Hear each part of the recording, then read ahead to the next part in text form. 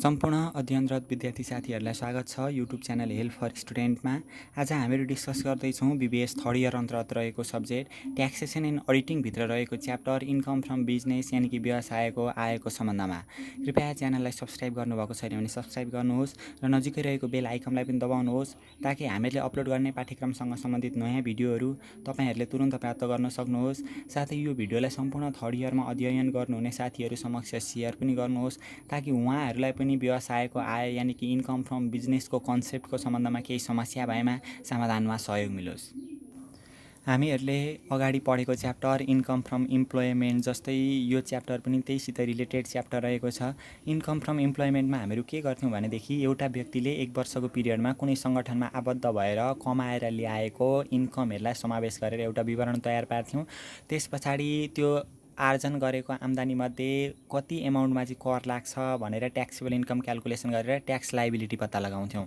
यहाँनिर पनि त्यस्तै खालको क्वेसन हो। यहाँ यो च्याप्टरमा हामीहरू के पढ्छौँ भनेदेखि एउटा व्यक्तिले कुनै व्यवसाय सञ्चालन गरे बापत 1 वर्षको पिरियडमा कति आय आर्जन गर्यो त उक्त व्यवसायबाट भन्ने कुराहरू चाहिँ हामीहरू यो इन्कम फ्रम बिजनेसमा हेर्ने गर्छौँ। अथवा कुनै कम्पनीले 1 वर्षको पिरियडमा विभिन्न आर्थिक क्रियाकलापहरूद्वारा कति आय आर्जन गर्यो भन्ने कुरा चाहिँ हामीहरू यहाँनिर हेर्ने गर्छौँ। व्यक्तिको हामीहरूले हिसाब गर्दैछौँ भने त्यो इन्कम फ्रम प्रोफेसन अन्तर्गत राखेर हामीहरू गर्छौँ र कम्पनीको हामीलाई विवरण दिएको छ भने इन्कम फ्रम बिजनेस अन्तर्गत राखेर हामीहरूले यहाँनिर क्यालकुलेसन गर्नुपर्ने हुन्छ। हामीहरूको अगाडिको च्याप्टर इन्कम फ्रम इम्प्लोइमेन्टमा जस्तै यहाँ पनि हामीले 3वटा स्टेपमा विभाजन गरेर यहाँनिर कन्सेप्ट बुझ्ने कोसिस गर्छौँ। सबैभन्दा सुरुमा एसेसेबल इन्कम फ्रम बिजनेस भनेको बिजनेस भन्ने बित्तिकै व्यवसायबाट 1 वर्षको पिरियडमा कति आय आर्जन भयो त भन्ने कुरा हामीहरू स्टेप 1मा हेर्छौँ। अनि स्टेप 2मा कम्प्युटेसन अफ ट्याक्सेबल इन्कम, त्यो आय आर्जन गरेको अथवा बिजनेसबाट 1 वर्ष कमाएको आम्दानीमध्ये कति इन्कममा चाहिँ ट्याक्स लाग्छ भनेर स्टेप 2मा कम्प्युटेसन अफ ट्याक्सेबल इन्कम अथवा करयोग्य आयको हामीहरू गणना गर्छौँ। र तेस्रो स्टेपमा करयोग्य आय अथवा ट्याक्सेबल इन्कम पत्ता लगाइसकेपछि सरकारप्रतिको करको दायित्व ट्याक्स लाइबिलिटी अथवा ट्याक्स पेएबल हामीहरू स्टेप 3मा फाइन्ड गर्ने गर्छौँ। र अगाडिको हामीहरूको पढेको च्याप्टर इन्कम फ्रम इम्प्लोइमेन्ट जस्तै यो च्याप्टर पनि सिम्पल खालको छ, केही अप्ठ्यारो भन्ने कुरा यहाँनिर हुँदैन। सबैभन्दा सुरुमा हामीहरू यहाँनिर सिम्पल तरिकाले डिस्कस गर्दै जान्छौँ। स्टेप 1मा calculation of assessable income from profession अथवा बिजनेसको माध्यमबाट 1 वर्षको पिरियडमा कति इन्कम भयो त अथवा आय आर्जन गरियो त भन्ने कुरा हामीहरू यहाँ हेर्ने हो। अफ कुनै व्यक्तिको हो भने व्यक्तिको नाम अथवा कम्पनीको हिसाब गर्दैछौँ भने कम्पनीको नाम हामीहरू लेख्छौँ। फर द इन्कम इयर 2075-76 आर्थिक वर्ष अथवा प्रिभियस इन्कम इयर भनेको 2075-76 हो। यसैलाई बेसिस मानेर हामीहरू गर्छौँ। सबैभन्दा सुरुमा हामीहरू यो स्टेप 1मा के हेर्ने त भनेदेखि कुनै व्यवसाय सञ्चालन गरे बापत अथवा एउटा व्यक्ति व्यवसायमा आबद्ध भए बापत 1 वर्षको पिरियडमा कति आय आर्जन भयो त भन्ने कुरा हामीले स्टेप 1मा हेर्ने हो। आय आर्जन पनि हामीले बिजनेसबाट कमाएको आम्दानीमा खर्च घटाइसकेपछि आएको इन्कमलाई यहाँनिर हेर्छौँ। सबैभन्दा सुरुमा पार्टिकुलर एमाउन्ट यो फर्मेट भयो। ग्रस इन्कम फ्रम बिजनेस भनेको व्यवसायबाट 1 वर्षको पिरियडमा वास्तविक रूपमा खर्च नकटाइकन कति आम्दानी भयो भन्ने कुरा हामीहरू सबैभन्दा सुरुमा लेखाजोखा गर्छौँ। हामीलाई क्वेसनमा दिएकै हुन्छ कुन कुन आइटमहरू चाहिँ बिजनेसबाट आएको इन्कम अन्तर्गत हुन्छ भनेर क्वेसनमा दिएकै हुन्छ। त्यही दिएको टपिक्सहरू अथवा पोइन्टहरूलाई समावेश गरेर हामीहरू ग्रस इन्कम फ्रम बिजनेस पत्ता लगाउँछौँ। यहाँनिर ड्यास ड्यास भइहाल्यो। त्यसभन्दा पछाडि आम्दानी भइसकेपछि त्यसमा लागेको लागत घटाउँछौँ हामीहरू। टोटल डिडक्सन कति गर्ने रकमहरू कटाउँछौँ बिफोर पिसिसिएनआरडी। तर पोल्युसन कन्ट्रोल कस्ट र रिसर्च एन्ड डेभलपमेन्ट कस्टदेखि बाहेकका खर्चहरू हामीले यहाँ घटाउँछौँ। यति गर्ने बित्तिकै हामीहरूको adjusted taxable income before loss भनेर adjusted taxable income before business loss, बिजनेसको लस घटाउनुभन्दा अगाडिको हामीहरूको एडजस्टेड ट्याक्सेबल इन्कम आउँछ यहाँनिर। त्यसभन्दा पछाडि हामीले बिजनेसको लस घटाउँछौँ यहाँनिर। बिजनेसको लस घटाइसकेपछि adjusted taxable income for PCC and RD आउँछ। त्यसभन्दा पछाडि हामीले पिसिसी र आरडी घटाउँछौँ। पिसिसी र आरडी यदि क्वेसनमा दिएको छ भने 50% हुन्छ। 50% चाहिँ adjusted taxable income for PCC and RD. यो जुन हामीले एमाउन्ट पत्ता लगाएका छौँ यो मास्तिर हो, यही एडजस्टेड ट्याक्सेबल इन्कम फर पिसिसिएनआरडीको 50% अथवा एक्चुअल पिसिसिएनआरडी क्वेसनमा दिएकै हुन्छ विच इज लोअर। यो दुईटा मध्ये कुन कम्ती आउँछ त्यही हामीहरू क्यालकुलेसन गरेर यता ल्याएर घटाउँछौँ।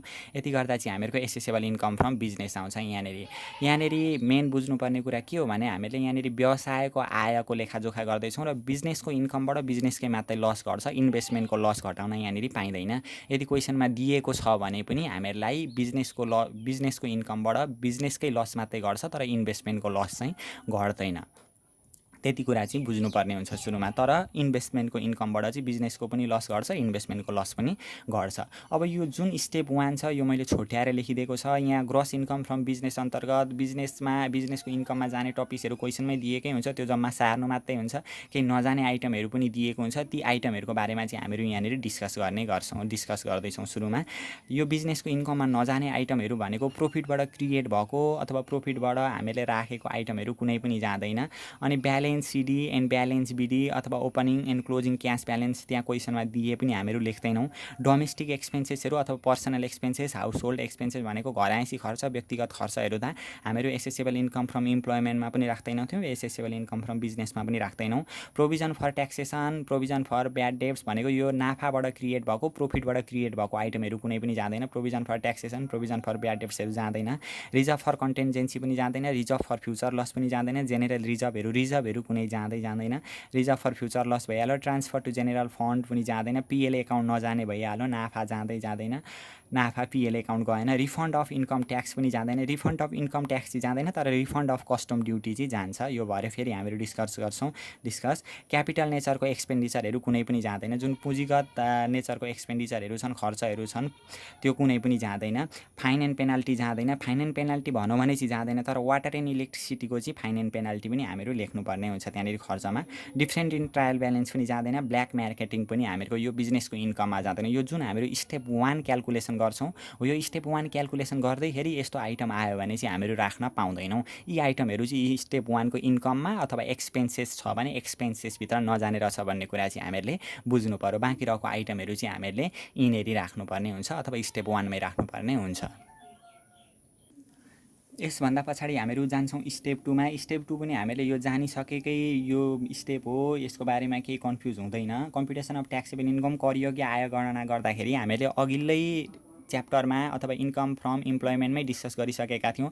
जम्मा 3वटा सेक्टरबाट आएको इन्कमलाई सबैभन्दा सुरुमा समावेश गर्नुपर्छ। एउटा एसेसेबल इन्कम फ्रम प्रोफेसन अथवा बिजनेस, अनि एसेसेबल इन्कम फ्रम इन्भेस्टमेन्ट, अनि एसेसेबल इन्कम फ्रम इम्प्लोइमेन्ट। यो 3वटा सेक्टरबाट आएको इन्कमलाई हामीहरू यहाँ लेखिसकेपछि यति गर्दा टोटल एसेसेबल इन्कम आउँछ हामीहरूको 1 वर्षको कमाइ कति हो त। यदि 3वटै सेक्टरबाट आय आएको छ भने हामीहरू यसरी जोडेर लेख्छौँ। यसभन्दा पछाडि हामीहरू एलायबल रिडक्सन गर्छौँ। एलायबल रिडक्सनमा जहिले दुईटा कुरा जान्छ भनेर हामीले अघिल्लै च्याप्टरमा पनि डिस्कस गरिसकेका छौँ। एलायबल रिडक्सनमा एउटा रिटायरमेन्ट फन्ड कन्ट्रिब्युसन र एउटा डोनेसन जान्छ। रिटायरमेन्ट फन्ड कन्ट्रिब्युसन भनेको अगाडि प्रोभिडेन्ट फन्ड छ भने त्यही प्रोभिडेन्ट फन्ड चाहिँ यहाँ रिटायरमेन्ट फन्ड भएर आउने हो भनेर अस्ति पनि डिस्कस गरिसकेका थियौँ। अब यहाँनिर कन्डिसन के हुन्थ्यो भने यदि हामीहरू इम्प्लोइ हौँ भने अफिसको तर्फबाट हामीलाई प्रोभिडेन्ट फन्ड दिएको छ भनेदेखि, अनि हामीहरूको बिजनेस छ, हामीहरूले पनि प्रोभिडेन्ट फन्डमा पैसा पाएका छौँ भने चाहिँ यहाँ रिटायरमेन्ट फन्डमा गर्न पाइयो। तर हामीले कुनै व्यवसाय सञ्चालन गरेका छौँ र हाम्रो व्यवसायमा अब त कर्मचारीहरूलाई प्रोभिडेन्ट फन्ड हामीहरूको तर्फबाट दिएका छौँ भने चाहिँ त्यसलाई चाहिँ यहाँनिर रिटायरमेन्ट फन्ड कन्ट्रिब्युसन गर्न पाइँदैन है। इम्प्लोइ हामीहरू व्यवसाय सञ्चालन गर्दैछौँ, हाम्रो व्यवसायमा काम गर्ने कर्मचारीहरूलाई हामीहरूले दिउँ भने चाहिँ हाम्रो रिटायरमेन्ट फन्ड कन्ट्रिब्युसन यहाँनिर गर्न पाइएन। एक्चुअल 20% भइहाल्यो यो जानेकै कुरा। म्याक्सिमम लिमिट भनेको 3 लाख हुन्छ। विच इभर इज लोवर, यो 3वटामा कुन कम्ती आयो त्यही हामीहरू डिडक्ट गर्छौँ। यसभन्दा पछाडि डोनेसनको कुरा आउँछ। डोनेसनमा हामीले 3वटा डोनेसन हुन्छ भनेर अगाडि पढिसकेका छौँ। एउटा सिम्पल डोनेसन भनेको donation to political party, public स्कुलहरूलाई दिएको डोनेसनहरू आउँछ। सिम्पल डोनेसनभित्र यस्तो अवस्थामा 5% पर्छ भनेर हामीले भनेका छौँ। एक्चुअल डोनेसन क्वेसनमै दिएको। म्याक्सिमम लिमिट भनेको 1 lakh, which ever is lower. अर्को डोनेसनमा डोनेसन टु रिलिजियस हेरिटेज, धार्मिक तथा पुरातात्विक संस्थालाई दिएको डोनेसनमा जहिले पनि 10% आउँछ यदि हामीले कम्पनीको हिसाब गर्दैछौँ भनेदेखि। यदि हामीले व्यक्तिको हिसाब गर्दै थियौँ भनेदेखि चाहिँ धार्मिक तथा पुरातात्विक संस्था आए पनि हामीले 5% गर्नुपर्ने हुन्थ्यो। यहाँनिर कन्फ्युज नहुने। एक्चुअल डोनेसन भनेको त्यही भइहाल्यो क्वेसनमा दिएको। म्याक्सिमम लिमिट यदि धार्मिक तथा पुरातात्विक संस्था हो र हामीहरू कम्पनीको हिसाब गर्दैछौँ भने 10% हुन्छ। त्यसको म्याक्सिमम लिमिट जहिले पनि 10 लाख हुन्छ। विच इभर इज लोवर, यो 3वटामा कुन कम्ती आयो त्यही हामीले डिडक्ट गर्न पाइयो। डोनेसनमा 3वटा डोनेसनको कुरा गऱ्यौँ। एउटा सिम्पल डोनेसन, अर्को डोनेसन टु रिलिजियस हेरिटेज, अर्को donation to PM relief fund, prime minister relief fund. प्रधानमन्त्री दैवी प्रकोप उद्धार केन्द्रमा डोनेसन दिएको छ भने जति डोनेसन दिएको छ त्यो सबै हामीले डिडक्ट गर्न पाइन्छ। त्यो फुल्ली एलायबल हुन्छ। यहाँ हामीले ल्याएर घटाउँछौँ। यो हामीले अगाडि पनि डिस्कस गरिसकेका छौँ। यति गर्दा आउँछ हामीहरूको taxable income before exemption. Taxable income before exemption आइसकेपछि एक्जम्सनमा जहिले पनि 6वटा कुरा पर्छ भनेर हामीले अगाडि पनि डिस्कस गरिसकेका छौँ, फेरि पनि रिभिजन गर्दै जाने। एउटा लाइफ इन्सुरेन्स प्रिमियम, यसको लिमिटहरूको बारेमा पनि हामीले डिस्कस गरिसकेका छौँ। अर्को हेल्थ इन्सुरेन्स प्रिमियम, यसको लिमिटहरूको बारेमा पनि डिस्कस गरिसकेका छौँ। फेरि एकचोटि हामीहरू हेर्छौँ लाइफ इन्सुरेन्स प्रिमियममा एक्चुअल भनेको क्वेसनमा जति दिएको छ त्यति, म्याक्सिमम लिमिट भनेको जहिले पनि 25,000 हुन्छ, विच एभर इज लोअर। यो दुईटामा जुन कम्ती आयो त्यही हामीहरू डिडक्ट गर्छौँ यतापट्टि। अर्को health insurance premium, health insurance प्रिमियममा पनि एक्चुअल भनेको क्वेसनमा जति दिएको छ त्यति, अर्को म्याक्सिमम लिमिट भनेको 20,000, विच एभर इज लोअर। यो दुईटामा जुन कम्ती आउँछ त्यही हामीहरू डिडक्ट गर्ने गर्छौँ हेल्थ इन्सुरेन्स प्रिमियममा पनि। अर्को remote area exemption, pension exemption, foreign exemption, disable individual एक्जम्सनका बारेमा पनि हामीहरू सरसरी यहाँनिर हेरिहालौँ। यसभन्दा पछाडि छ हामीहरूको remote area exemption. Remote area जम्मा 5वटा छुट्याइदिएको छ, एउटा A B C D E. एमा 50, बीमा 40, सीमा 30, डीमा 20 र ईमा आएर 10,000 हामीले डिडक्ट गर्न पायौँ। यसमा पनि केही कन्फ्युज नहोला।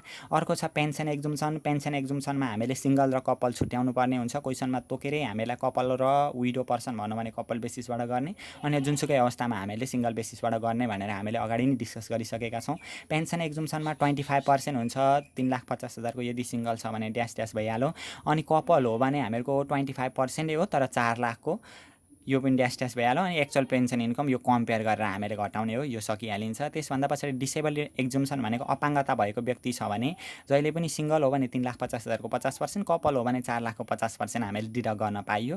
यसरी हामीले यो अगाडि नै हामीले डिस्कस गऱ्यौँ यसको बारेमा पनि। अर्को फोरेन एक्जम्सन, यदि वैदेशिक भत्ता छ भने त्यसको 75% चाहिँ हामीले डिडक्ट गर्न पाइयो। जति छ फोरेन एलाउन्स त्यसको 75% चाहिँ हामीले यहाँ ल्याएर डिडक्ट गर्न पाइयो। जस्तै 1 लाख रुपियाँ फोरेन एलाउन्स छ भने 1 लाखको 75% 75,000 चाहिँ हामीले यहाँनिर ल्याएर डिडक्ट गर्न पाइयो। यति गरिसकेपछि हामीहरूको स्टेप 2 पनि सकिन्छ। त्यसभन्दा पछाडि आउँछ हामीहरूको स्टेप 3।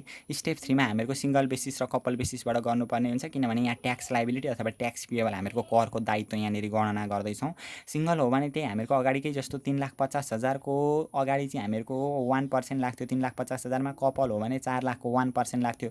त्यो चाहिँ इन्कम फ्रम इम्प्लोइमेन्ट गर्दाखेरि, यदि इम्प्लोइमेन्ट रोजगारीको आय छ भनेदेखि चाहिँ हामीले 3,50,000 को 1%, 4 लाख को 1% सिङ्गल र कपलमा गर्नुपर्ने हुन्छ।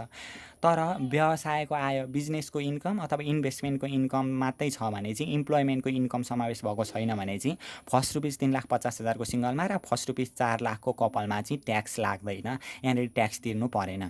त्यहाँदेखि पछाडि हामीहरूको एउटै भइहाल्यो, 1 लाख को 10%, यता पनि 1 लाख को 10%, सिङ्गलमा अनि 2 लाख को 20%, अनि यता 2 लाख को 20%, अनि 13,50,000 को 30%, यता 13 लाख को हामीले 30% गरेर यो ट्याक्स लाइबिलिटी यसरी गणना गर्न सक्छौँ। यसभन्दा पछाडि हामीले यहाँनिर घटाउने भनेको एडभान्स ट्याक्स पेड क्वेसनमा दिएको छ भने त्यो घटाउनु पर्यो। मेडिकल ट्याक्स क्रेडिट भनेको 15% अफ मेडिकल एक्सपेन्सेस, अनि म्याक्सिमम लिमिट यसको 750, जुन कम्ती आउँछ त्यही हामीले यहाँनिर डिडक्ट गर्न पाइयो। अनि अर्को फोरेन ट्याक्स क्रेडिट भनेर आएको छ भने, त्यहाँ क्वेसनमा दिएको छ भने हामीले विदेशमा ट्याक्स तिरेका छौँ भने फोरेन ट्याक्स क्रेडिट पनि हामीले यहाँ गर्नुपर्ने हुन्छ। यति गरिसकेपछि हामीहरूको ट्याक्स पेएबल निक्लिन्छ। अब हामीले यो इन्कम फ्रम बिजनेस अथवा व्यवसायको आएको जुन हिसाब गर्दैछौँ, यो हिसाब गर्दाखेरि वर्किङ नोट चाहिँ अनिवार्य जस्तै हुन्छ। हामीलाई एक्जाममा दिने क्वेसनहरू, लङ क्वेसन 15 मार्क्सको क्वेसनमा प्रायः हामीले वर्किङ नोट गर्ने नै खालको क्वेसन दिएको हुन्छ। त्यही भएर वर्किङ नोटमा हामीले सबैभन्दा सुरुमा निकाल्छौँ 1 नम्बरमा calculation of cost of trading stock निकाल्नुपर्ने हुन्छ। कस्ट अफ ट्रेडिङ स्टक यो निकाल्नका लागि हामीले 12 क्लासमा पढेको cost seat and tender seat त्यस्तै खालको हो। यदि त्यतिखेरको केही सम्झना छ भने यहाँनिर हेल्प पनि पुग्छ।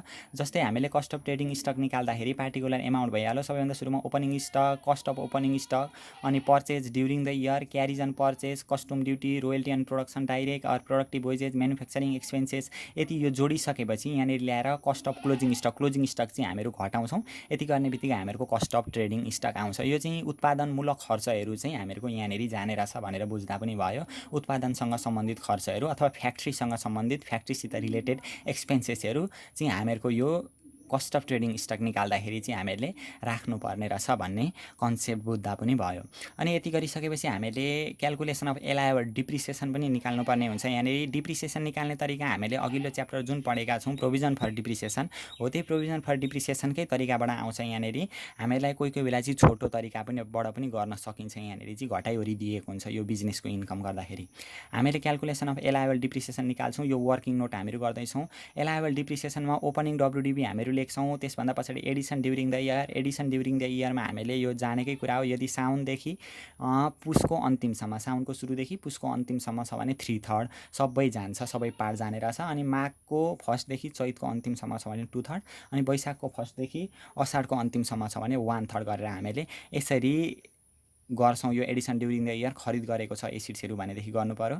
अनि lace disposal during the year हामीले बिक्री गरेको छ एसिड्स भनेदेखि त्यो बिक्री गरेको क्यास सेल्भेज भ्यालु कति मूल्यमा बेच्यौँ त भनेर यहाँनिर ल्याएर घटाउने। यति गर्ने बित्तिकै हामीहरूको डिप्रिसिएसन बेसिस एमाउन्ट आउँछ। यहाँदेखि पछाडि हामीहरूको रेट अफ डिप्रिसिएसन ए हो भने 5%, बी हो भने 25%, सी हो भने 20%, डी हो भने 15% र ई हो भने हामीले लाइफले भाग गरेर डिप्रिसिएसन निकाल्छौँ। यति गर्ने बित्तिकै हामीहरूको एलायबल डिप्रिसिएसन आउँछ। यो एलायबल डिप्रिसिएसन चाहिँ हामीले स्टेप 1मा लगेर एडजस्ट गर्नुपर्ने हुन्छ। यहाँभन्दा पछाडि हामीले रिपेयर पनि एलायबल निकाल्नुपर्ने हुन्छ। एलायबल रिपेयरमा जहिले पनि 7% हुन्छ डिप्रिसिएसन बेसिस एमाउन्टको। अनि एक्चुअल रिपेयर चाहिँ क्वेसनमै दिएको हुन्छ विच इभर इज लोअर, जुन कम्ती आउँछ यो दुईटामा त्यही एलायबल रिपेयर हुन्छ भनेर हामीले क्यालकुलेसन गर्नुपर्ने हुन्छ। यो जुन हामीले 3वटा वर्किङ नोट गऱ्यौँ, यो 3वटा वर्किङ नोट चाहिँ हामीहरूको यो इन्कम फ्रम बिजनेसमा इम्पोर्टेन्ट हो, यो चाहिँ प्रायः गरिराख्नुपर्ने हुन्छ। अब यसभन्दा पछाडि हामीहरू अर्को वर्किङ नोटकै कुरा गर्दैछौँ। अर्कोमा जान्छौँ हामीहरू allowable interest paid to controlling entity. यो क्वेसन हामीहरूलाई एउटा सर्ट क्वेसन किताबमा दिएको छ र एउटा लङ क्वेसनमा मिसाएर दिएको छ। जम्मा 2टा क्वेसन मात्रै छन् हामीहरूको योसित रिलेटेड किताबमा। त्यही भएर यो निकाल्न जानिरह्यो भने यति बेर एक्जाममा आएको चाहिँ छैन, कन्सेप्ट हल्का बसिरह्यो भने एक्जाममा आयो भने पनि मिलाउन सकिन्छ। यसमा चाहिँ हामीले पार्टिकुलर एमाउन्ट सबैभन्दा सुरुमा हामीले gross income excluding interest income भनेको व्यवसायबाट आएको इन्कम कति हो, त्यसमा इन्ट्रेस्ट इन्कमदेखि बाहेकको इन्कमलाई समावेश गरेर हामीहरू यहाँनिर लेख्छौँ। त्यसभन्दा पछाडि जम्मा खर्च घटाउँछौँ। खर्चमा पनि इन्ट्रेस्ट खर्चदेखि बाहेक, इन्ट्रेस्ट एक्सपेन्सेसदेखि बाहेकको अरू एक्सपेन्सेसहरू, अरू बिजनेस रिलेटेड एक्सपेन्सेसहरू हामीहरू यहाँनिर घटाइसकेपछि adjusted taxable income for interest भनेर निकाल्छौँ। त्यसभन्दा पछाडि allowable interest paid to controlling इन्टिटीमा हामीहरूको जहिले पनि 50% हुन्छ। यसको पनि कन्ट्रोलिङ इन्टिटीमा तिर्ने इन्ट्रेस्ट पनि एलायबल पनि जहिले पनि 50% हुन्छ। 50% चाहिँ adjusted taxable income for interest, यो जुन हामीहरूको एडजस्टेड ट्याक्सेबल इन्कम आएको छ यो इन्ट्रेस्टको, यसको 50% हुन्छ। अनि यसमा इन्ट्रेस्ट इन्कम यो क्वेसनमा हामीलाई दिएकै हुन्छ हो, यो जोडेर यति गरिसकेपछि टोटल इन्ट्रेस्ट एलायबल आउँछ यहाँनिर। त्यसभन्दा पछाडि एक्चुअल इन्ट्रेस्ट पेड पनि क्वेसनमै दिएको हुन्छ हामीलाई। यो दुईटा क्यालकुलेसन गरेर जुन कम्ती आयो त्यो चाहिँ एलायबल इन्ट्रेस्ट हुन्छ। हामीहरू यसरी क्यालकुलेसन गर्न सक्छौँ। अनि त्यसभन्दा पछाडि हामीले स्टेप यो वर्किङ नोट 5मा यो पनि एक्जाममा यो बिजनेसमा यो च्याप्टरमा चाहिँ आएको छैन यति बेर। पछाडि हामीहरू इन्भेस्टमेन्ट च्याप्टरमा यो अझै व्यापक तरिकाले पढ्छौँ। Calculation of allowable foreign tax credit निकाल्नका लागि जहिले पनि नेपालमा इन्ट्रेस्ट रेट ट्याक्सको इन्ट्रेस्ट रेटसित कम्पेयर गरेर गरिन्छ। यहाँनिर average tax rate in Nepal भनेर हामीले सुरुमा निकाल्नुपर्ने हुन्छ। Average tax rate in Nepal निकाल्नका लागि टोटल ट्याक्स लाइबिलिटीका पनि टोटल ट्याक्सेबल इन्कम इन्टु 100 गरेर हामीले यहाँनिर एउटा पर्सेन्ट निकाल्छौँ। त्यो पर्सेन्ट निकालिसकेपछि त्यति पर्सेन्ट अफ फरेन इन्कम भनेको अब विदेशबाट कति इन्कम भएको छ त्यसको यति पर्सेन्ट नेपालमा यो average tax rate in Nepal निकालिसकेपछि विदेशबाट हामीले कति कमाएका छौँ त्यसको यहाँ कति पर्सेन्ट निकालेका हो त्यो क्यालकुलेसन गरेर हामीहरू लेख्छौँ। अनि actual tax paid to foreign government भनेको विदेशमा हामीले विदेशी गभर्मेन्टलाई कति ट्याक्स तिरेका छौँ हो, त्यो दुईटा क्यालकुलेसन गरेर हामीले यहाँनिर गर्ने गर्छौँ। अथवा यो दुईटामध्ये जुन कम्ती आयो त्यो चाहिँ एलायबल फरेन ट्याक्स क्रेडिट हुन्छ। यो एलायबल फरेन ट्याक्स क्रेडिट चाहिँ हामीले जुन अघि स्टेप 3 गरेका छौँ ट्याक्स लाइबिलिटी अथवा ट्याक्स पेएबल हो, त्यो tax liability and tax payable हामीले जुन फरेन ट्याक्स क्रेडिट गरेका छौँ हो त्यहाँ लगेर चाहिँ यो घटाउनु पर्ने हुन्छ। यति गरिसकेपछि हामीहरूले यो सिम्पल तरिकाले एक्जाममा अहिलेसम्म सोध्ने मेन सोध्ने यति सल्भ गर्न सक्छौँ। 15 मार्क्सको आयो भने यहाँदेखि उँभोको क्वेसनलाई मिलाएर आउने गर्छ। र कहिलेकाहीँ सर्ट क्वेसनमा र लङ क्वेसनमा पनि यति बेर आएको छैन। सर्ट क्वेसनहरू चाहिँ हामीलाई यो अब हामीहरूले डिस्कस गर्ने टपिक्समा प्रायः दिन्छ। जस्तै हामीलाई अति अविकसित अनि अविकसित र अल्प विकसित, हाइली अनडेभलप अनि अनडेभलप र अन्डर डेभलप भनेर छुट्याएको छ हो। यो हाइली अनडेभलप, अनडेभलप र अन्डर डेभलप आयो भने चाहिँ हामीलाई अगाडिको जुन हामीले ट्याक्स रेट क्यालकुलेसन गरेका थियौँ स्टेप 3मा हो त्यो चाहिँ चेन्ज गर्नुपर्ने हुन्छ। जस्तै यहाँनिर हामीले हाइली अनडेभलप आयो भने हामीहरूको simple tax rate for special इन्डस्ट्रीमा 20% लाग्ने हुन्छ, म्यानुफ्याक्चरिङ कम्पनीमा 20% लाग्ने हुन्छ। हाइली अनडेभलप आयो भने चाहिँ यो 20%को पनि 10% गरेर 2% चाहिँ हामीले ट्याक्स लाइबिलिटीमा डाइरेक्ट ट्याक्स काट्नुपर्ने हुन्छ। जति आएको छ हामीहरूको ट्याक्सेबल इन्कम त्यो ट्याक्सेबल इन्कममा हामीले 1%, 10%, 10%, 20%, 30% गरेर होइन, डाइरेक्ट 2%। हामीले जस्तै 10 लाख रुपियाँ इन्कम आएको छ भने त्यो ट्याक्स लाइबिलिटीमा डाइरेक्ट 10 लाखको 2% गर्छौँ यदि हाइली अनडेभलप क्वेसनमा भनेको छ भने। अनि त्यसरी नै क्वेसनमा यो अनडेभलप भनेको छ भने चाहिँ हामीहरू डाइरेक्ट 4% गर्छौँ। यदि क्वेसनमा अनडेभलप भनेको छ भने चाहिँ हामीहरूको ट्याक्सेबल इन्कम 10 लाख आयो भने त्यो 10 लाखको 4% डाइरेक्ट गर्छौँ ट्याक्स लाइबिलिटीमा, अरू गरिराख्नु पर्दैन। अनि अन्डर डेभलप आयो भने चाहिँ हामीहरूले डाइरेक्ट 6% गर्नुपर्ने हुन्छ। यो चाहिँ प्रायः सर्ट क्वेसनमा हामीहरूलाई सोध्ने गर्छ। यसभन्दा पछाडि हामीहरूको फेरि स्पेसियल अनि IT industry providing direct employment to भनेर यो हामीहरूले अर्को ट्याक्स रेट पनि जानिराख्नुपर्ने हुन्छ, जुन यो चाहिँ अहिले हामीहरू डिस्कस गर्दैछौँ। अघि एउटा डिस्कस गरेको र यो चाहिँ ट्याक्स लाइबिलिटीसित रिलेटेड छ। यदि हामीहरूको यो ट्याक्स लाइबिलिटीमा 100 or more Nepalese citizen throughout the year भनेर 100 अथवा 100भन्दा ज्यादा नेपाली कामदारहरूलाई प्रत्यक्ष रूपमा रोजगार प्रदान गर्ने कुनै व्यवसाय छ भने चाहिँ त्यस्तो अवस्थामा डाइरेक्ट हामीहरू ट्याक्स 18%, 18% ट्याक्स काट्छौँ ट्याक्स लाइबिलिटीमा गएर। अरू त्यो हामीहरूको त्यो इन्डिभिजुअल रूपमा अघि अस्ति हामीले पढ्ने जस्तो पहिलो फर्स्ट रुपिज 1 लाखमा 3,50,000मा हुँदैन, अनि 1 लाखमा 10% अनि 2 लाखमा 20% हो, त्यो गरिराख्नु पर्दैन। जति हामीहरूको ट्याक्सेबल इन्कम आएको छ हो त्यसको डाइरेक्ट हामीले 18% गर्न पाउँछौँ यदि हामीहरूको एक वर्षभरिमा चाहिँ 100 अथवा 100भन्दा ज्यादा नेपाली कामदारलाई प्रत्यक्ष रूपमा रोजगार दिएको छ भने। त्यसरी नै 300 अथवा 300भन्दा ज्यादा नेपाली कामदारलाई चाहिँ प्रत्यक्ष रूपमा रोजगार प्रदान गर्ने व्यवसाय छ भने डाइरेक्ट 16% हामीहरू ट्याक्स काट्छौँ। अनि 500 अथवा 500भन्दा बढी नेपाली कामदारलाई प्रत्यक्ष रूपमा रोजगार दिएको छ भने डाइरेक्ट 15% ट्याक्स काट्छौँ। अनि 1000 अथवा मोर नेप्लिज वर्कर भनेको 1000 अथवा 1000भन्दा ज्यादा नेपाली कामदारलाई प्रत्यक्ष रूपमा रोजगार दिएको छ भने त्यस्तो अवस्थामा हामीले डाइरेक्ट 14% ट्याक्स काट्नुपर्ने हुन्छ। ट्याक्स लाइबिलिटीसित रिलेटेड हो है यो चाहिँ। ट्याक्स लाइबिलिटीमा गएर चाहिँ हामीले यो डाइरेक्ट गर्नुपर्ने हुन्छ। तर प्रायः एक्जाममा हामीलाई यस्तो खालको कन्डिसन अहिलेसम्म आएको छैन। अनि फेरि अर्को नम्बरमा 100 अथवा 100भन्दा ज्यादा नेपाली कामदारलाई प्रत्यक्ष रूपमा रोजगार दिएको छ र त्यसमा 33%भन्दा ज्यादा यो महिलाहरूलाई समावेश गरेको छ भने चाहिँ त्यस्तो अवस्थामा यो जुन हामीहरूको माथि यो ट्याक्स लाग्ने रेट हो यो ट्याक्स लाग्ने रेटमा पनि 10% ट्याक्स रिबेट हुन्छ यो व्यवसायमा पनि। यस्तो कन्डिसनमा हामीले अस्ति पढ्ने इन्कम फ्रम इम्प्लोइमेन्टमा चाहिँ हामीले ट्याक्स रिबेट यदि केटी मान्छे कहीँ गएर कामदार भएकी छन् अथवा काममा आबद्ध भएकी छन् अथवा रोजगारी गर्दैछन् भने केटी मान्छे हुनु भने चाहिँ वुमेन ट्याक्स रिबेट गरेर त्यहाँनिर गर्थ्यौँ 10%। तर हो यहाँनिर आएर चाहिँ हामीहरूको एक वर्षभरिमा 100 अथवा 100भन्दा ज्यादा नेपाली कामदारलाई रोजगारी प्रदान गर्ने चाहिँ व्यवसाय हामीले सञ्चालन गरेका छौँ र 33% भन्दा ज्यादा महिलालाई पनि समावेश गरेका छौँ भनेदेखि चाहिँ त्यस्तो अवस्थामा यो माथि जति ट्याक्स लाग्ने हो त्यो ट्याक्स लाग्ने रेटमा पनि 10% चाहिँ रिबेट हुन्छ, अझै छुट हुन्छ भनेर हामीले जान्नुपर्ने हुन्छ। यो चाहिँ हामीलाई सर्ट क्वेसन 2 मार्क्सको क्वेसन कहिलेकाहीँ सोध्ने गर्छ। अनि यसभन्दा पछाडि हामीहरूको क्यापिटल गेनहरूको कुरा आउँछ। क्यापिटल गेनमा छुट्टै ट्याक्स रेट भनेर हामीले जान्नुपर्ने हुन्छ। जस्तै इन्डिभिजुअलको हामीहरू हिसाब गर्दैछौँ, व्यक्तिगत रूपमा हामीहरू हिसाब गर्दैछौँ भने व्यक्तिगत व्यवसायको हिसाब गर्दैछौँ भनेदेखि चाहिँ अथवा एउटा व्यक्ति चाहिँ प्रोफेसनल रूपमा काम गर्दैछ भने चाहिँ त्यस्तो अवस्थामा यसको इन्भेस्टमेन्ट छ भनेदेखि चाहिँ त्यस्तो अवस्थामा क्यापिटल गेनको कुरा आउँछ। जस्तै सेयरहरू बेचेको छ, लिस्टेड सेयर बेच्यो भने चाहिँ लिस्टेड सेयरमा 7.5% लाग्छ इन्डिभिजुअल रूपमा, नट लिस्टेड सेयरमा 10% लाग्छ। अनि यदि कम्पनीको हिसाब गर्दैछौँ भने चाहिँ लिस्टेड सेयर आयो भने 10% र नट लिस्टेड सेयर आयो भने चाहिँ 15% हामीले ट्याक्स काट्नुपर्ने हुन्छ। यो छुट्टै काट्नुपर्ने हुन्छ, माथिको ट्याक्स रेटहरूले चाहिँ यहाँनिर काम गर्दैन। यति सकिसकेपछि हामीहरूको सिम्पल तरिकाले अलिअलि कन्सेप्ट व्यवसायको यहाँनिर सकिन्छ। यति गरिसके पश्चात हामीले जुन अघि पढेका थियौँ जुन यो ट्याक्स लाइबिलिटीमा हामीले यो व्यक्तिगत रूपमा गरेको छ भनेदेखि हामीहरूको यसरी नै जाने हुन्छ। कुनै व्यक्ति प्रोफेसनल रूपमा काम गर्दैछ भनेदेखि यसरी नै हामीले ट्याक्स काट्नुपर्ने हुन्छ, सिङ्गल कपलको बेसिसबाट काट्नुपर्ने हुन्छ। अनि यदि होइन भने चाहिँ हाइली अनडेभलप अन्डर डेभलपको कन्डिसन आयो भने अघिको हामीले डिस्कस गरे जस्तै हुन्छ। अनि एक वर्षभरिमा 100 भन्दा ज्यादा नेपाली कामदारलाई 300 भन्दा 500 भन्दा 1000 भन्दा ज्यादा नेपाली कामदारलाई प्रत्यक्ष रूपमा रोजगार दिएको छ भने पनि हामीले त्यसरी ट्याक्स काट्नुपर्ने हुन्छ, अघि हामीले डिस्कस गरेकै जस्तो। तर यदि कम्पनीको हामीहरू हिसाब गर्दैछौँ भने चाहिँ कम्पनी मात्रै क्वेसनमा भनेको छ भने डाइरेक्ट कम्पनीको हिसाबमा 25% हामीले ट्याक्स काट्नुपर्ने हुन्छ। र म्यानुफ्याक्चरिङ कम्पनी आयो भने चाहिँ 20% ट्याक्स काट्नुपर्ने हुन्छ।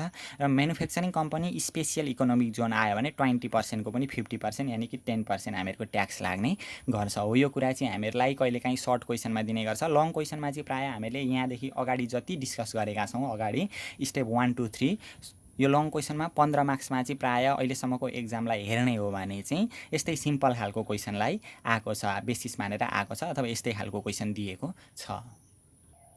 यसभन्दा पछाडि हामीहरू यसको अस्मिता पब्लिकेसनको बुकबाट यो समाधान यो इन्कम फ्रम बिजनेसका प्रब्लमहरूलाई सल्भ गरेर हेर्छौँ। यहाँनिर हामीहरू सर्ट क्वेसनहरू यहाँबाट पनि गर्दै जान्छौँ, सर्ट क्वेसनहरू प्लस लङ क्वेसनहरू पनि गर्दै जान्छौँ। योभन्दा पहिले हामीले अगाडि इन्कम फ्रम इम्प्लोइमेन्टमा पढेको जुन फाइनल विथहोल्डिङ इन्कमहरू छन्, यो फाइनल विथहोल्डिङ इन्कमहरूको बारेमा हामीले अहिले यो इन्कम फ्रम बिजनेसमा डिस्कस गरेनौँ।